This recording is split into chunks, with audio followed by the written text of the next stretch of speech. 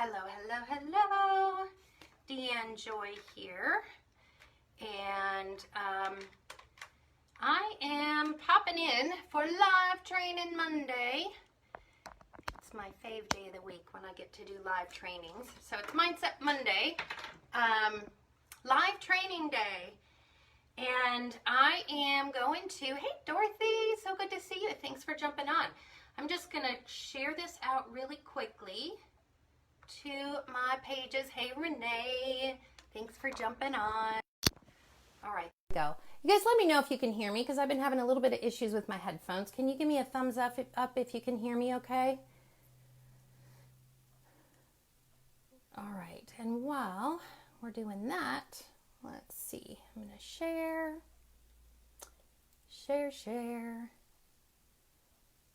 All right, there we go. Okay, thank you. I appreciate the thumbs up. Good. Okay, thanks, Dorothy. I can hear you okay. All right, good deal. So here's what we're talking about today. When you think you've dealt with your and it comes back up. Hate when that happens, right? And let me know whether you're on the replay or whether you're watching live. Let me know if that's something that you have ever dealt with when, there's whatever it is, whether it's an old pattern, an old hurt, an old resentment, or, limiting beliefs or whatever it might be. And you think you've done the work on it and you think you've worked through it only to have it come back up again. And then you're kind of like, what the hell? I thought I already did the work on this. I thought this was done. Why is this coming back up? Let me know. Give me a thumbs up. Let me know say yes, that's me, or let me know if that's something that you've ever experienced. Okay, live training Monday. I'm just sharing this out. When you think you've dealt with your and it comes back up. All right. 3 keys to not getting stuck in it. All right, there we go. And then we're going to share it in my group. Yes, that sounds familiar, Dorothy says. I know this is something that's super common. And that's why I really wanted to come in and talk about it, because I know it's something that a lot of us have encountered and a lot of us have dealt with. And I want to reframe how you experience that for yourself, so that you don't allow it to get you stuck. All right, there we go. Yay. Okay, so here's the deal. When you have some sort of a block that comes up, whether it is, like I said, an old belief, an old pattern, an old resentment that you thought you had done forgiveness work on already, and it comes back up or it resurfaces, right? What do you do with that? So here's the deal. The first thing that I want you to understand is, I've got a little bit of a funkiness on my face here with the way that the light is shining in. So here's the deal. I want to reframe this for you, because oftentimes when we have done the work on something, and you think that you've worked through it and then it comes back up, it's really easy to get really frustrated by that, right? Like, damn it, why is this coming back up again? I thought this was done. It's really easy to get frustrated about it. And it's actually not a bad thing. And I want to explain why that is. Why is it not a bad thing that it's coming back up, right? So let's, here, I'm going to go on my other page here just so I can watch for comments. Okay. So when you have had something old that you thought you dealt with that comes back up. So, a couple of things that are important to know about that. One is that when you have old stuff, particularly, let's just use childhood stuff, right? When you've had old stuff that you've dealt with and it comes back up, sometimes that happens just because it's a different life phase. And particularly if you've got trauma of any kind, any sort of abuse or neglect or, significant stuff that happened in your childhood, it can be re-triggered at different life phases as you transition from one life phase to another. So, things can resurface in adolescence, then they can resurface, when you get married. And I'm talking specifically now, I'm using childhood trauma as an example. When you get into adolescence, it can be re-triggered. When you get into dating, when you get into marriage, when you get into having children, all of those things, those life events, life cycles, can resurface those issues because it's coming up in a little bit different way for you, okay? But here's the good news. It's not necessarily a bad thing, and here's why. When it is coming back up, well, let me back up first. Let's talk about what the role of your subconscious mind is. Okay, this is going to drive me super crazy, so I'm just going to close the blinds here because I can't stand having all that stuff on my face. So hang on one second.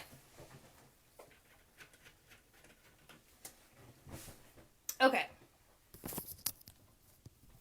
That would have driven me crazy the whole time. So, here's why. Here's the role of your subconscious mind. So our unconscious mind, its job is to preserve, protect us, and keep us safe, right? So our unconscious mind is the thing that beats our heart for us, it blinks our eyes for us, it breathes for us, it pumps our blood for us, it keeps our heart going. It does all of those things without us having to think about it consciously, right? So its job is to preserve, protect, and keep the physical body safe. And in much the same way, its job is also to preserve, protect, and keep safe the emotional, spiritual, and mental self. So what that means is that the subconscious mind, if you imagine like just a little pouch, a little velvet pouch with drawstrings on it, right? What the subconscious mind will do is if we have experiences or memories or things that are too overwhelming for us to deal with, or we simply don't have the intellectual, emotional development or the resources or the support around us to deal with them, because its job is to preserve and protect us and keep us safe, what it will do is rather than overwhelming the conscious mind, it literally keeps us safe by putting those experiences and those memories into this little velvet pouch, and it'll pull the drawstrings on there, right?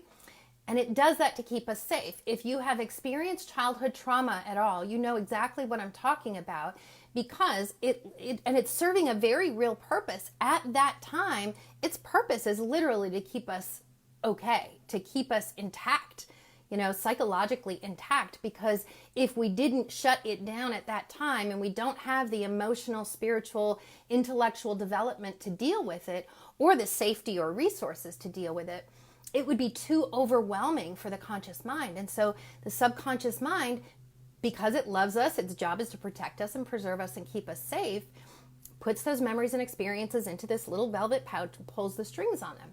What it will also do, though, is it will also represent those memories or experiences to you. At a later time, it'll open those strings back up and it'll represent those experiences to you in order for you to gain resolution on them, right? It's not that it's just coming up to piss you off or get in your face or bother you or send you off the deep end. It's doing it because it's letting you know, okay, now it's safe. Now you can you're able to deal with this now. You have the resources, you have the support, you have the emotional and intellectual development and maturity to deal with this. So, because I know, as subconscious mind, I know that if you don't deal with those things, they come out sideways, right? They still show up and they still come out, even if, we've kind of tucked them away and either pretend that they're not there, or sweep them under the carpet, or think, I don't want to go back to old stuff. It was shitty the first time around and I don't want to go back and deal with it again, right? Even when that's how we think of it, the subconscious mind knows, our higher self, our intuition knows that when we don't gain resolution on those things, they continue to be blocks in our lives. And it may show up in ways that we don't even recognize, right? It may show up as recreating patterns in relationships that are not healthy or are not safe. Or it may show up as as numbing our emotions with food or alcohol or drugs or sex or shopping or whatever it might be. Or it might show up as, staying small and not being seen, right? Not being seen. Or it might show up as building a huge wall of protection around you to keep you safe, kind of like I'm going to keep everybody at arm's length away so that you can't hurt me, right? Because here's what it knows is that those things are going to keep you stuck unless you gain resolution on them. So here's the tricky thing is at one time, those patterns, those things that we developed in early on served a very positive purpose. The purpose was to keep us intact and to keep us okay, right? So it started for one reason, but now it continues for an entirely different reason. And oftentimes there's something that we're getting from it, right? Whether it's keeping ourselves thinking that we're keeping ourselves safe, or whether it's giving us an excuse to not fully show up and take responsibility for our lives, or giving us an out to not play big, to allow us to play small. Whatever it is, there's typically something that it gets for us to continue those patterns. And that something that it gets for us is typically not serving us anymore in a positive way, right? So it started for a really positive purpose, but now those same patterns that protected us at one time are no longer serving us in a positive way. In fact, it's detrimental to our emotional and spiritual growth. It affects our relationships and our intimacy and our friendships and the risks that we take with our career or our personal lives or however it might be. So that's what it will do, is it will represent them to you because it knows that you need to gain resolution on them, or it will continue to hold you back in one way or another, even if you're not consciously thinking about it. That's the tricky thing about how the mind, protects us and preserves us, is that it will put unresolved things that we can't deal with at the time into that little velvet pouch and pull those strings on it, right? That's not meant to stay forever. Its job is to represent those to us when we are able to deal with them. Does that make sense? Let me know if this is making sense to you. If you're picking up what I'm putting down here, give me a thumbs up, give me some hearts, give me some likes. Let me know if this is landing with you. So when those things come back up, when you think you've dealt with that old stuff and then it resurfaces, instead of seeing it as, damn it, I thought I dealt with that and here it is coming back up again, what the hell, what's the deal? Here's what I want to invite you to consider. Is that, thank you for the thumbs up, is that is actually a gift. It's kind of like body pain, physical pain, right? The physical pain is letting us know that there's something, it's protecting. Physical pain is protecting something from being further injured. And it's letting us know, you got to stop. There's something not right here. That's what pain lets us know. Stop. There's something that's not right here. And in much the same way, that's how our emotional pain is it's letting us know, stop. There's something that needs to be addressed here. There's something that needs further resolution gained on it, right? And that's why it comes back up. It's not just to bug you, get in your face, send you off the deep end, send you into a tailspin or, any of that. It is so that you can gain resolution on it on a deeper level than you were able to heal it before. So even when you've done the work on it, right? You've done the work at wherever you were at that point in your life, in your growth, with whatever resources and support you had available to you at that time, you gained resolution on it to the degree that you were able to at that time. And when it comes back up, it's coming back up to let you know, hey, we're not quite done yet. There's still a little bit there that we got to heal further. And it's allowing you to heal it at an even deeper level than you were able to heal it before. Does that make sense? So it's not that you didn't do the work on it. Even when you've done the work on it, it will come back up. But it's coming back up to let you know, hey, there's still a little bit more to do on this. So you have some choices, right? When that happens, you can choose to get pissed off because you thought you'd already done the work and damn it, why does this shit always come back up for me? Life doesn't work out for me. You can get pissed off at it and you can be resentful at it. Or you can choose to see it as a gift. You can choose to see it as an opportunity to do some further work to heal it so that you don't have to keep coming back to it. so that your relationships can progress on a deeper level, so that you can take risks in your life, so that you can be vulnerable, so that you can feel more confident and more comfortable in your own skin, so that you can show up in the world in a bigger way and share the gifts that you were meant to share on the planet, right? So that's what you can choose to see it as, if you so choose. So what do you do with those things when they come up, right? When they come up, what do you do with it? How do you deal with it? So number one, so 3 keys that I want to share with you. Number 1 is name it.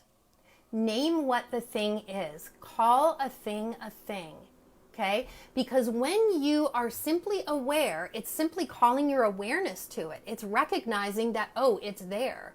When you do that and when you name it, you immediately begin to disempower it, right? It begins to have less power over you, where you take back your power, right?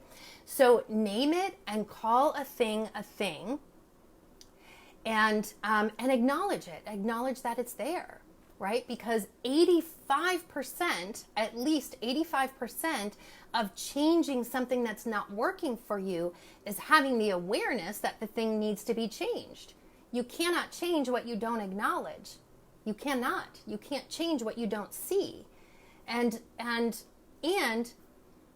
you can't see what you don't know is even there, right? We can't see our own blind spots. And that's where, where it's really helpful to work with a coach or work with a mentor or work with a counselor or therapist or what have you, so that you have someone that can see your blind spots and point them out to you, because we can't see what we can't see. We don't know what we don't know, right? So number 2, key to not letting that shit that resurfaces, to not letting it control or not allowing yourself to stay stuck in it. Number 2 is claim it. Simply own it without judging it, right? Because oftentimes part of the place we go to is right after the damn it, why is this coming up again? We go to beating ourselves up and feeling guilty or feeling pissed off or feeling ashamed toward ourselves because it's coming back up again, right?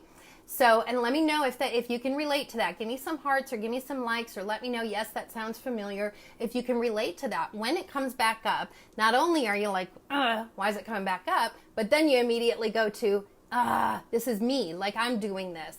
Why do I stay stuck in my shit? And we start to beat ourselves up, right? And guess what? It's not helpful. It doesn't serve us in any positive way to start beating up on ourselves.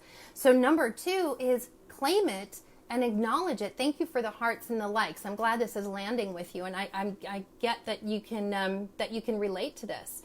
So claim it and own it without judgment. If you can see yourself, and this is for anything, not just when your old shit comes up, but if you can be an observer of your own thoughts and emotions and experiences, as though this is you right now, and you are up here looking down on yourself, right? Not getting into it, but removing yourself from it so that you can look at it from a more objective point of view, from a more objective place, not from the emotional space, but from up here to go, oh, that's interesting. That's coming up again, right? What is that? Where's that coming from? What triggered that, right? When you look at it from up here without judgment and just kind of go, oh, okay, interesting.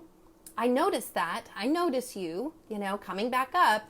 When you can look at it in that way without judgment, without it being right, wrong, good, bad, you can see it for what it is. And when you claim it and acknowledge it without judgment and simply own it and take responsibility for it, then you can take action to do something constructive with it so that you don't stay stuck in it, right? So name it, claim it. Number 3 is embrace it.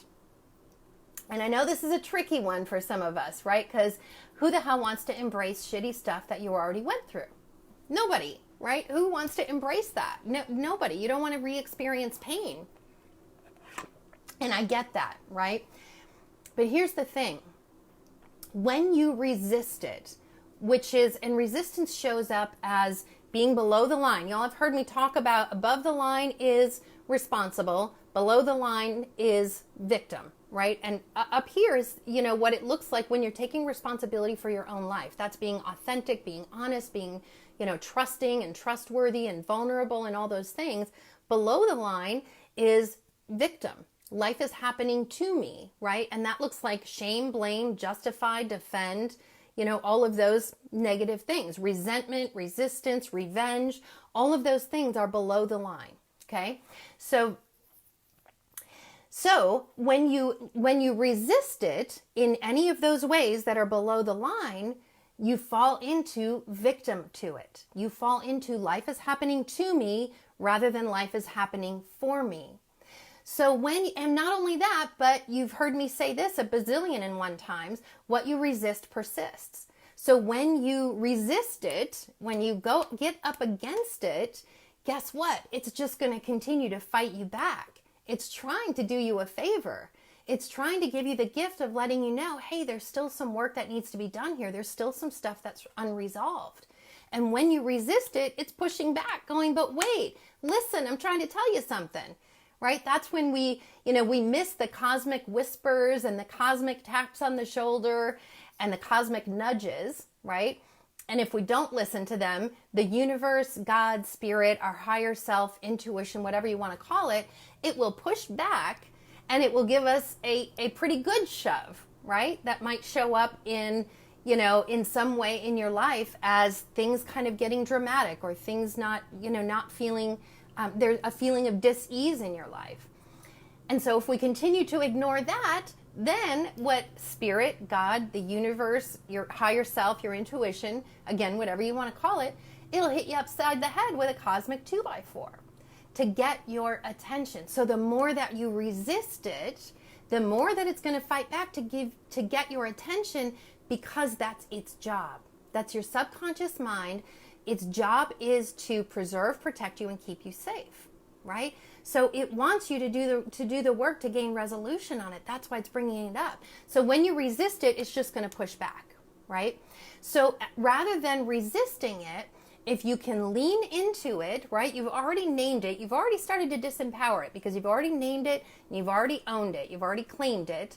From a non-judgmental space, just owning it and observing it, going, okay, interesting, that old shit's coming up again, interesting, what is that about, where did that come from, what might have happened that triggered that, what's going on with me. You can kind of look at what's going on inward, right?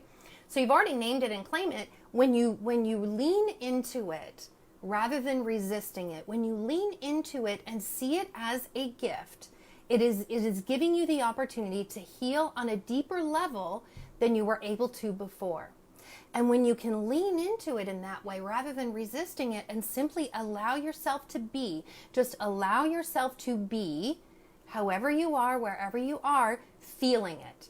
Because one of the things that we get up against is we don't want to feel the pain, right? And I get it. I don't want to feel pain from the past either. I'm totally with you there, right? And when you don't, and here's the thing, y'all. When we don't want to feel the pain, here's what I know, is it is the fear of the pain. It's the fear of facing the pain that holds us back more than the pain itself. It's not even the thing that holds us back. It's the thoughts that we have about the thing, right? I've shared the story, after my mom died. And, I come from a very, very large extended family. And so when I was with my family after her passing, I was surrounded by family for a good 10 days. And so I'm thinking, I'm handling this okay. Like, I'm okay. And then I got back to my home in Austin, Texas, and all of a sudden there's no family around me, right? I'm not surrounded by that support. And all of a sudden the grief just blew me right over. Like socked me in the gut, right? And I was so afraid of feeling it because I felt like if I turn on this faucet at all, if I feel it at all, I am going to drown myself in it. I'm going to flood the entire place. I'm going to drown myself in it and I'm going to take everybody else out with me. I was that terrified of feeling the pain. Well, as it turns out, once I was able to get through that terror, that fear of feeling the pain itself wasn't nearly as bad as the fear of feeling the pain. Does that make sense? Give me some hearts, give me some likes, tell me if this is landing with you, if it makes sense to you. The fear of the thing is what holds us back more than the thing itself. So I get that we don't want to face the pain of our past. However, unless you do face that pain and deal with it, it will continue to resurface and come out sideways in ways that you don't even recognize are connected to that experience. Make sense? So lean into it rather than resisting it, and just simply notice it as an objective observer and sit with it and feel it.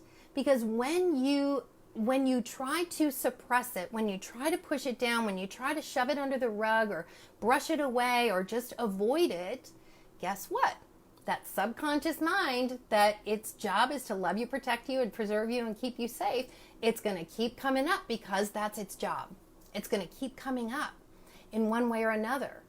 And so, it's kind of, once you face that pain or, whatever that healing is that needs to happen, once you face that, you don't have to keep going back there.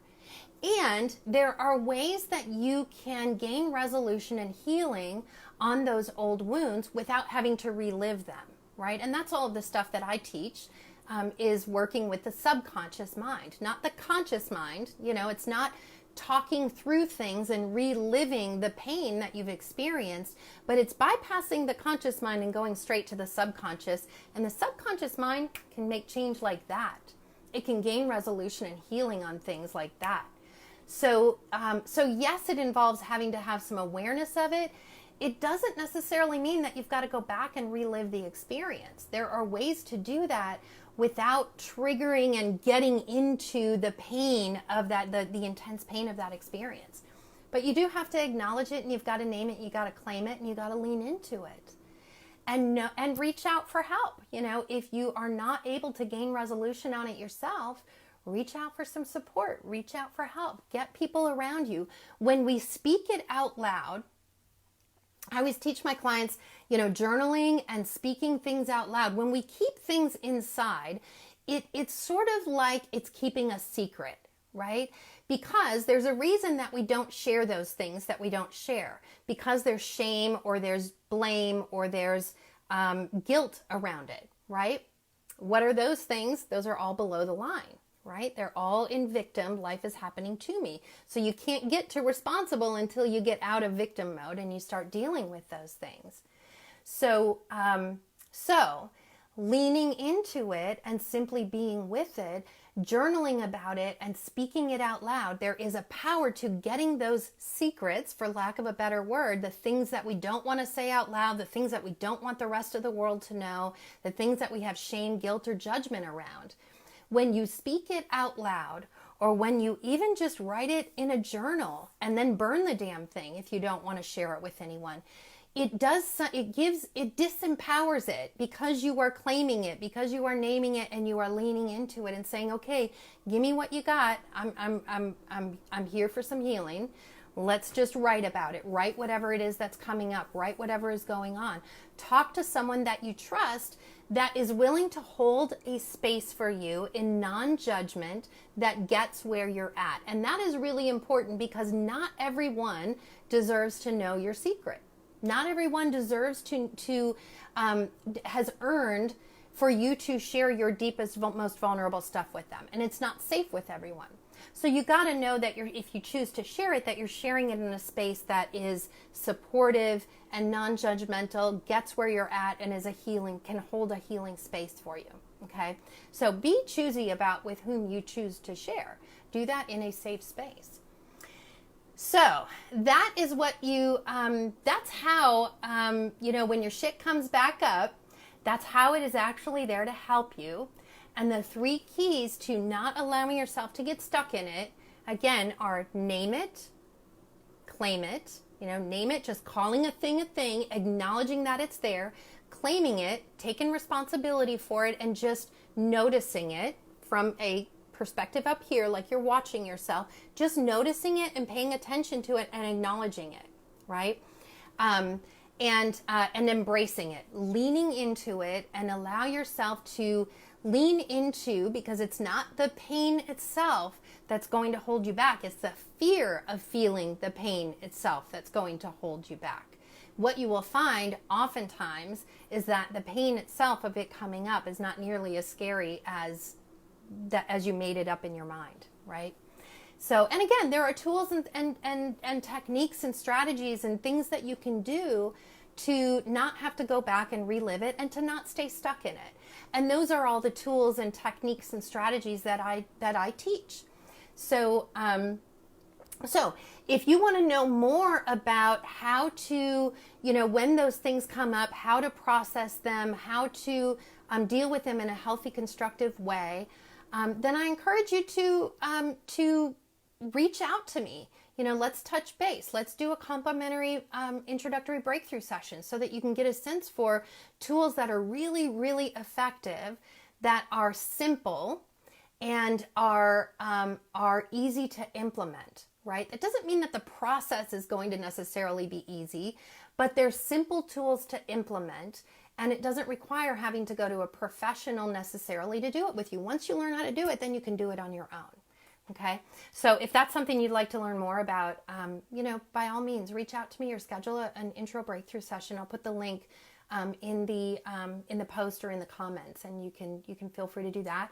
If you are a woman in midlife, however it is that you define that, doesn't matter, and you are not already in my Choose Joy private Facebook group, I really encourage you to check that out. It's a group of about 250 women from every corner of the planet with every kind of experience imaginable that all just come together in this sisterhood of support and community, and all just working on living their best lives and really, getting their mojo back and really living a fulfilled life and being fully present and stepping into their power and sharing their gifts with the universe. It's a pretty cool group. It's totally free. I do free coaching in there, and I share free resources. But it really is, more than anything, just a community and a sisterhood of support.